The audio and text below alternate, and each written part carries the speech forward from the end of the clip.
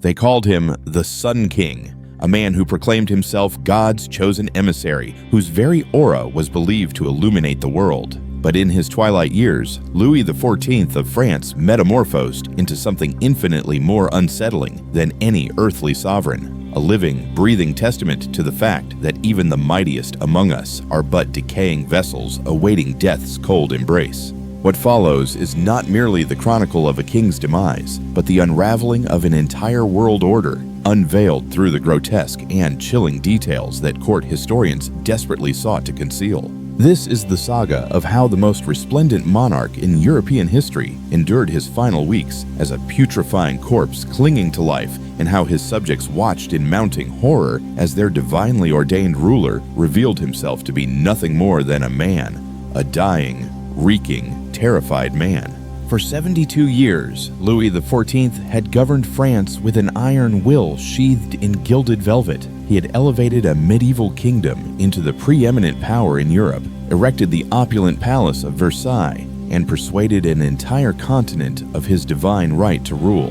By 1715, at the age of 76, he had outlived his son, his grandson, and virtually all of his contemporaries, standing alone as the last vestige of a bygone era. The France of 1715 was a far cry from the glorious kingdom of Louis's youth. Decades of relentless warfare had bled the royal treasury dry. Brutal winters had plunged the populace into famine, and the nobility, once eager to dance attendance upon their king, had grown weary of his incessant demands for ceremony and submission. The magnificent court at Versailles, once the envy of the world, had degenerated into a hollow stage where aging courtiers performed increasingly meaningless rituals before a king who had begun to resemble a forgotten relic rather than a reigning sovereign. Yet Louis XIV stubbornly refused to acknowledge the shifting tides around him, even as his physical form began to falter and his kingdom groaned under the burden of debt and discontent.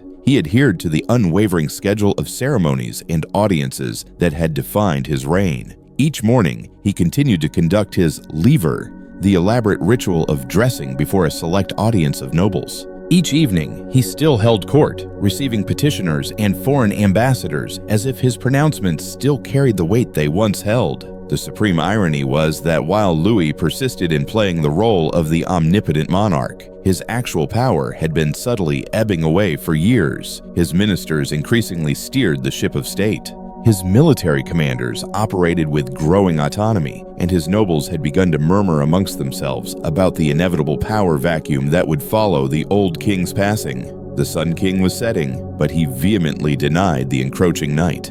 In the summer of 1715, those closest to Louis began to discern subtle, yet disturbing changes in their monarch's demeanor and appearance. The king, who had always prided himself on his robust constitution and imposing physical presence, seemed to be shrinking somehow, as if the magnificent robes of state were slowly consuming him.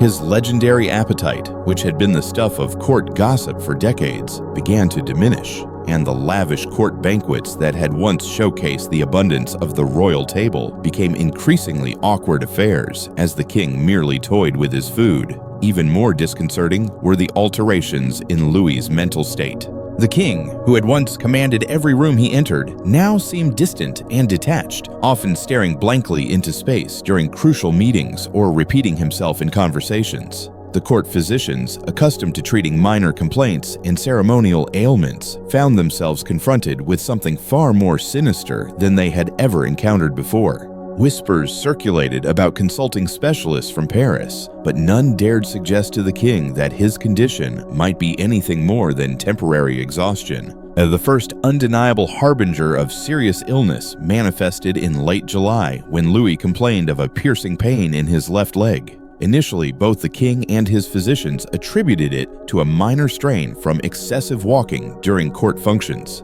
Louis was, after all, 76 years old, and certain aches and pains were to be expected at his advanced age. But this pain was different, acute, relentless, and steadily intensifying despite all attempts at alleviation. Dr. Guy Crescent-Fagon, the king's chief physician, prescribed the standard remedies of the era: bloodletting, purges, and a variety of herbal poultices applied to the affected area. These treatments, which had proven somewhat effective for minor ailments in the past, had absolutely no impact on the king's condition. If anything, they seemed to weaken him further, making him more irritable. Yet, neither the king nor his doctors were willing to concede that they were dealing with something beyond their comprehension. As August dawned, the pain in Louis's leg had become so excruciating that he could barely walk, even with the aid of his walking stick and the discreet support of his valet. The elaborate court ceremonies that had characterized his reign for 7 decades became increasingly agonizing to endure as the king struggled to stand for extended periods or traverse the vast halls of Versailles. Still, Louis steadfastly refused to cancel any of his scheduled appearances or admit to his courtiers that anything was amiss. The courtiers themselves began to notice changes in their king's appearance that went far beyond mere fatigue. The meticulously powdered and perfumed monarch who had set the benchmark for European fashion now appeared somehow diminished, his renowned posture slightly stooped, his complexion pallid despite the rouge applied by his valets. Most alarming of all was the odor that had begun to emanate from the king's person, a faint but unmistakable scent that even the strongest perfumes struggled to mask. By mid-August, it had become impossible to ignore the severity of the king's leg ailment. What had begun as simple pain had morphed into something far more ominous. The skin surrounding the affected area had begun to undergo a disturbing transformation, assuming a dark, mottled coloration that even the court's most optimistic physicians could not dismiss as a minor bruise. The smell, once merely unpleasant, was becoming overpowering, and servants assigned to attend the king's person began to seek transfers to other assignments. Dr. Fagon, confronted with a condition that defied all his training and experience, finally conceded that the king might be suffering from something far more serious than a simple strain.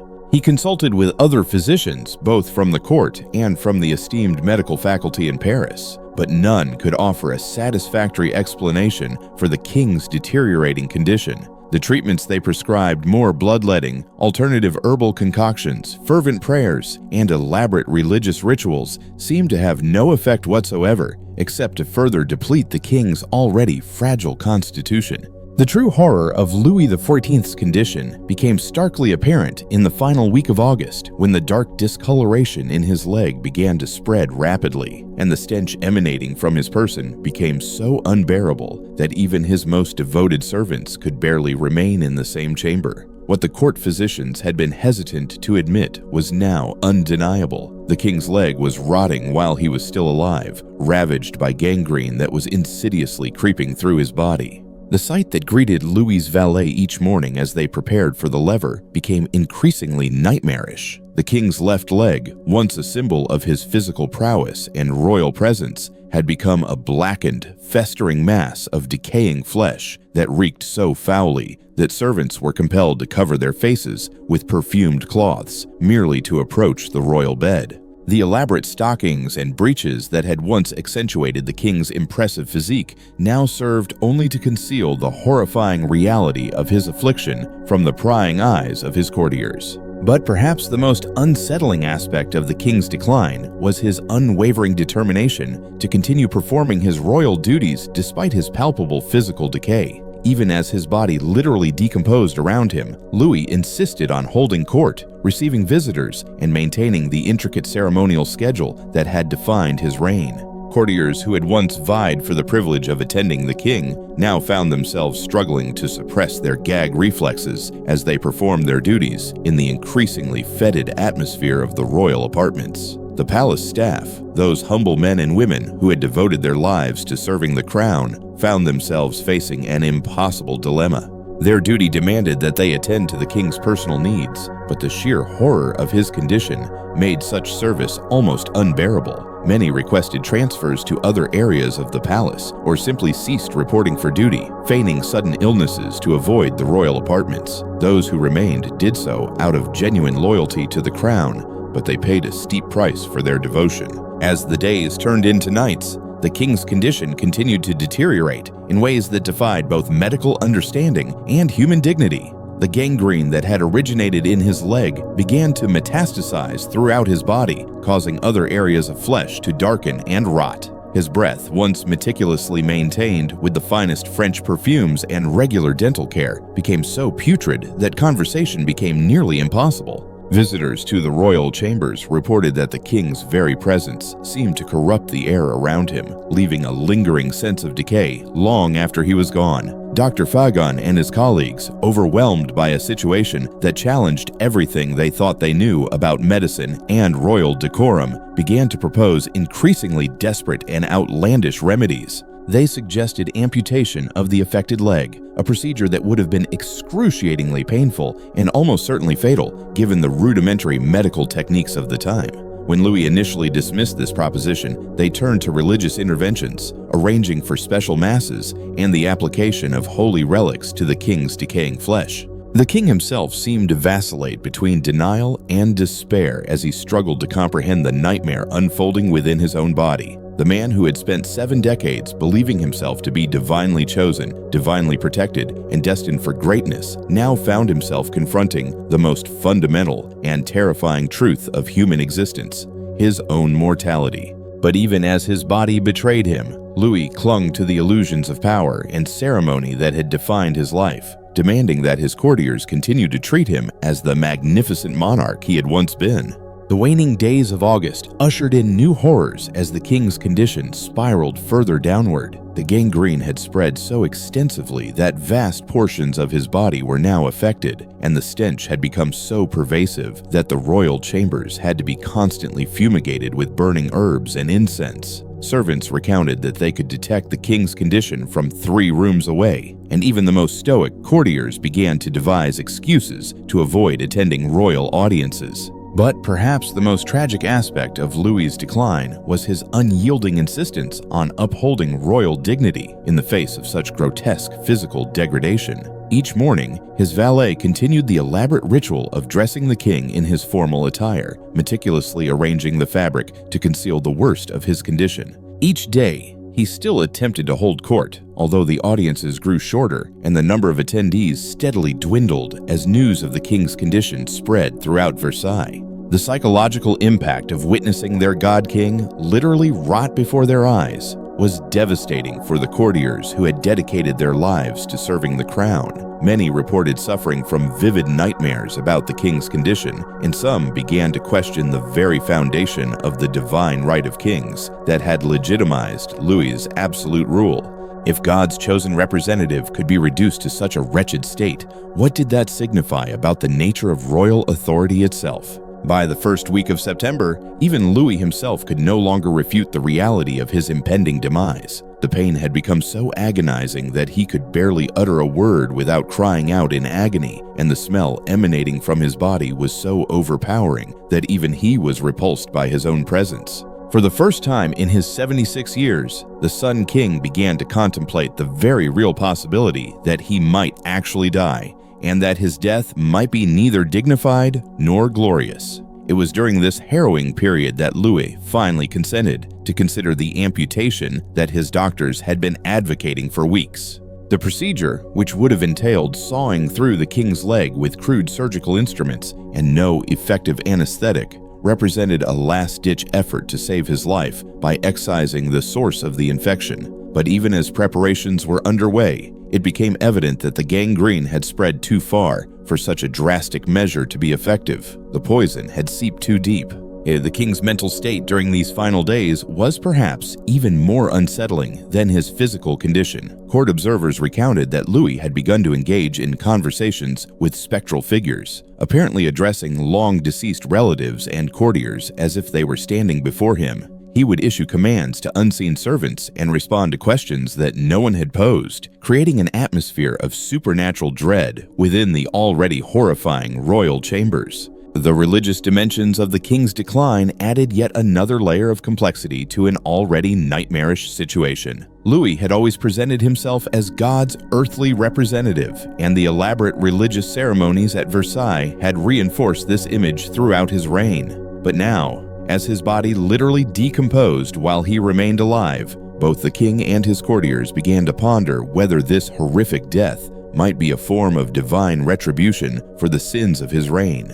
The court chaplain, burdened with the impossible task of ministering to a king who appeared to be experiencing a living death, struggled to provide spiritual solace while upholding the theological framework that justified royal authority. They arranged for additional masses and religious ceremonies, but the stark contrast between the sacred rituals and the profane reality of the king's condition generated a sense of cognitive dissonance that troubled even the most devout courtiers. As September unfolded, the king's physical deterioration accelerated beyond the wildest imaginations of his physicians. The gangrene had now infiltrated multiple areas of his body, and new symptoms manifested daily. His teeth began to loosen and fall out. His skin acquired a ghastly gray pallor that cosmetics could not conceal, and his internal organs began to fail in ways that produced further odors and physical manifestations that further horrified his attendants. The practical challenges of caring for a decomposing monarch while adhering to royal protocol created scenarios that would have been farcical if they hadn't been so profoundly disturbing. Servants were compelled to change the king's bedding multiple times per day as his body leaked various fluids.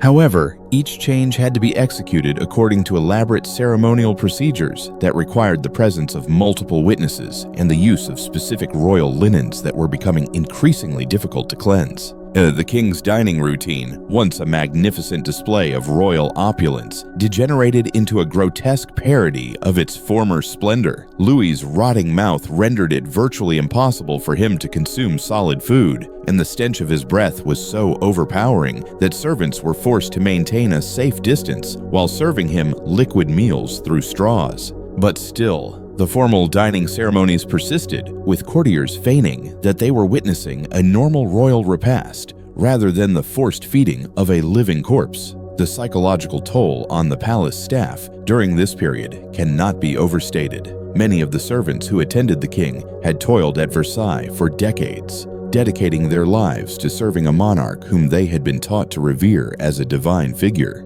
To witness that same king reduced to such a state challenged their most fundamental beliefs about the nature of royal authority and divine favor. By mid-September, it had become unequivocally clear that the king was entering his final phase. His periods of consciousness grew shorter and less coherent, although he continued to insist on performing abbreviated versions of his daily ceremonies whenever he was sufficiently alert to do so. The spectacle of the dying king attempting to hold court while his body visibly decomposed created an atmosphere of surreal horror that would haunt the survivors of Versailles for the remainder of their days. Dr. Fagon and his medical colleagues, having exhausted all conventional treatments, began to experiment with increasingly desperate and bizarre remedies.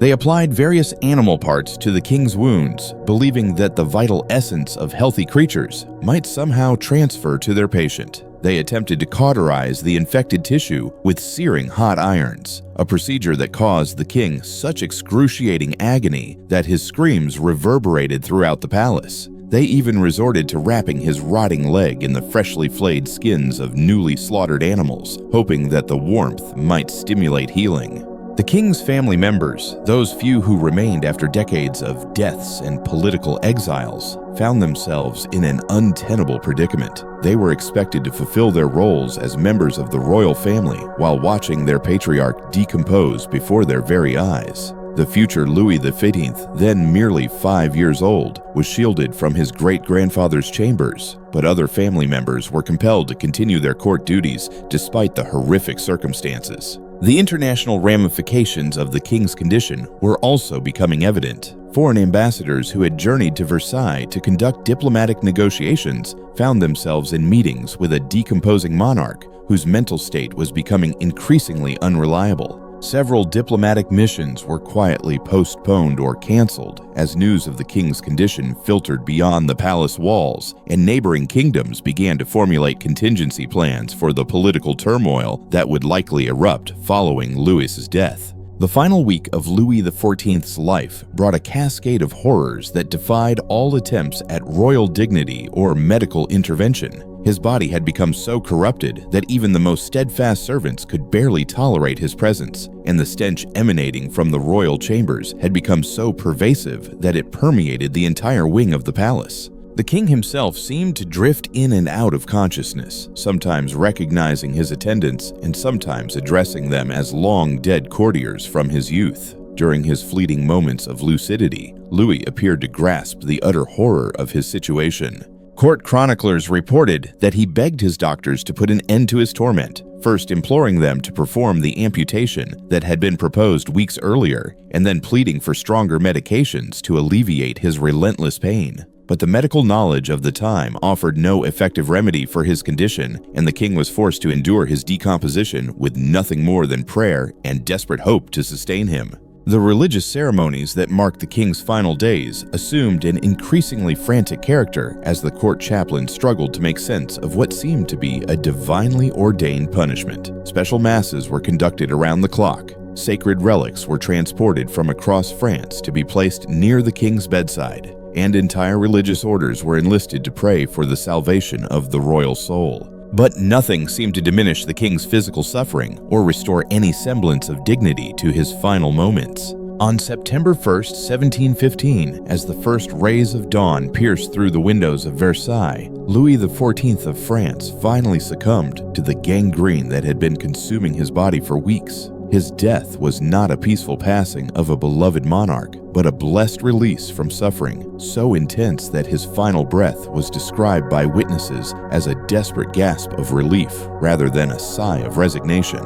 But even in death, the horror of Louis XIV's final days had not reached its conclusion. The king's body had been so ravaged by the gangrene that the standard procedures for preparing a royal corpse proved utterly impossible. The embalmers who were summoned to preserve the king's remains for his state funeral found themselves confronted with a task that tested both their professional skills and their personal resolve. The process of embalming typically involved the removal of internal organs and their replacement with preservative materials. But when the royal embalmers opened Louis's body, they discovered that many of his organs had already begun to liquefy. The intestines, which should have been meticulously removed and preserved in separate containers according to royal tradition, had dissolved into a putrid slurry that had to be scooped out rather than extracted. The stench that billowed forth from the king's body cavity was so overwhelming that several of the embalmers fainted while performing their gruesome duties. Even more disturbing was the discovery that the gangrene had infiltrated the king's internal organs in ways that the court physicians had never anticipated.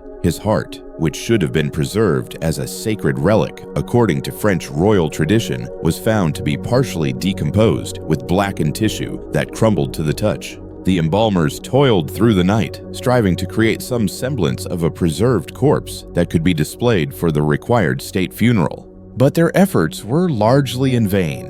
The royal coffin that had been prepared for Louis XIV, crafted from the finest materials and adorned with the emblems of his reign, proved inadequate for the reality of his decomposed remains. Despite the embalmers' best endeavors, the king's body had swollen to such an extent that it would not fit properly within the ornate casket. Additional padding had to be removed, and even then, the coffin had to be sealed quickly to prevent the leakage of noxious gases that continued to emanate from the decomposing corpse. The ensuing state funeral was, perhaps, the most lavish in French history, a magnificent display of royal pageantry intended to honor the memory of the Sun King and to solidify the legitimacy of the monarchy for his successors. Thousands of courtiers, foreign dignitaries, and common citizens lined the processional route as the royal coffin made its way from Versailles to the royal basilica at Saint-Denis. The ceremony featured all the traditional elements of a royal funeral: exquisite music, extravagant decorations, and unending eulogies extolling the greatness of the deceased monarch. But beneath the veneer of pomp and ceremony, those in close proximity to the coffin were acutely aware of the horrifying reality it contained. The sealed casket, despite the best efforts of the embalmers and the copious amounts of perfume and incense that permeated the air, continued to emit the unmistakable odor of decay that had defined the king's final weeks. Several pallbearers reported feeling nauseous during the procession, and the priests who chanted the funeral rites spoke with haste to avoid inhaling too deeply near the coffin. The burial itself presented unforeseen challenges that royal protocol had never anticipated. When the coffin was finally lowered into the royal tomb, the accumulated gases from the decomposing corpse had built to such pressure there were fears it might explode. extra ventilation had to be arranged in the tomb, and the burial chamber was sealed more swiftly than tradition demanded to preclude any ghastly incidents during the ceremony. The international reaction to the news of Louis XIV's death was nuanced by the rumors spreading about the gruesome details of his final days. While official diplomatic correspondence conveyed respectful sentiments regarding the passing of a great monarch, private letters exchanged between foreign courts were full of vivid accounts of the king's decomposition, which was both mesmerizing and appalling for European nobility. The image of the son King meticulously cultivated through 7 decades of effective propaganda and ceremony was permanently tainted by his grotesque death. For the French people, the death of Louis XIV was the end of an era in ways that went beyond political succession. The king, whose reign had shaped their ideas of royal power and national identity, had been exposed as just as mortal as any ordinary citizen. The intricate mythology of divine kingship that had long legitimized absolute monarchy was harmed by the plain proof of royal mortality displayed in Louis last week's. The medical world at the time struggled to comprehend what happened to the king and if different care could have avoided it. Fagon and his peers faced scrutiny from their medical colleagues, who wondered if their traditional methods of royal medicine were appropriate for serious conditions. The king's death sparked arguments about medical practice that would last decades as doctors understood the limitations of treatments relying more on tradition than on observation. The servants and courtiers who witnessed the king's slow end lived with mental scars for the rest of their lives. Many told of nightmares of the dying king's smell and sight, and some left the royal service because they couldn't work in a place that reminded them of that horror. The royal court, once seemingly magical, now seemed soulless to those who had watched its true purpose exposed. Versailles changed in the months after Louis's death, which mirrored the effects of his gruesome end. The royal apartments where the king had died were renovated completely with new furniture, fresh paint, and changed decorations to erase all memory of the events there. However, servants claimed that some rooms had a faint odor reminding them of the king's final days, as if the stones had absorbed the scent of royal death. The death's political effects of Louis XIV went beyond the immediate issue of succession. The graphic description of his rotting undermined the image of divine kingship that had made absolute monarchy possible for years. Future French kings would struggle to gain the unquestioned power that Louis had enjoyed, as their people could never forget the Sun King rotting. The death raised philosophical and theological questions that concerned French intellectuals for decades. If God's representative could face such an end, what was the nature of divine favor and royal power? The church couldn't provide answers, and the doubts started by the king's death would influence the intellectual movements that questioned traditional power in the following centuries. Medical understanding of gangrene and infection would advance in the years following Louis XIV's death. However, his state represented a complete failure of medical arts at the time. The account of his symptoms written in court papers and letters gave future medical researchers details of how those infections grew and contributed to the development of better treatments. The death impacted European society as the story of the Sun King's rotting became a reminder of death which crossed class and national lines. Artists, writers, and thinkers used the image of the rotting monarch to explore the ideas of power, death, and vanity.